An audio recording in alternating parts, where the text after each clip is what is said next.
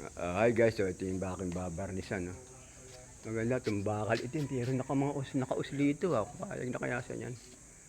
Ayan po, ito pipinturahan din namin yan. Pero ngayon lang ako, ayan ang ganda na po na resort ni Mr. Mark Du. Ayan napakaganda po niya. No? Classic na classic. Classic na classic tingnan yan. No? Class na class tingnan yung resort no? Ano? Ayan class na class na tingnan po ang resort ni Mark Du. Ayan class na class po siya. Sa akin paningin lang Baka ibas niyo ako hindi na. So paningin lang po yan Ayan po ang ganda niya napakaganda rin po ng halaman niya Ayan ayan Sila lang rin po nag-landscape niya silang mag-asawa na. Ayan. Ayan po ang pinto Napakamahal po nitong pinto to babarnisan ko na. Ito po ang ganda nitong tingnan Yang portion ang gandang tingnan niya ayan po swimming pool Hindi po siya masyado malalim. Baka may malunod may klebe sa gitna to Nasira yung mason dito. Nagkaroon ng klebe. Nasa dulo ng walis. Ayan po Ayan po. Napakaganda niyan po ayan po. Ayan ang mga appliances nila Ganda. Yaman nila. Sana tumama ako sa loto.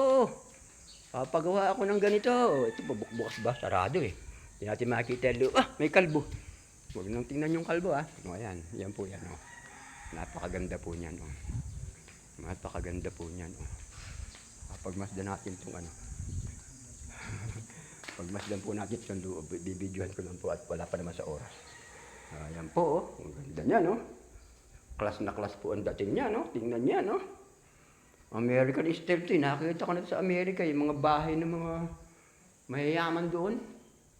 Ayan po. Kung anong kulay po ng ceiling, siya kulay po ng kisame. Kaya lang nagre-reflect siyempre.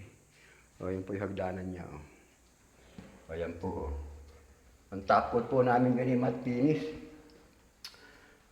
Pangkotse po yung top coat namin dyan para matibay. Hindi basta-basta top coat yan. Pinapapalitan pa nga ang kulay na naman Ay naku, papabalik-balik lang tayo sa trabaho.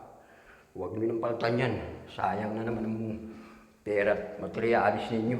Tapos na Pag ginawa uli natin yan hindi mag-aalikabok na naman dyan. Yan lang po. Bye-bye. May masabi lang.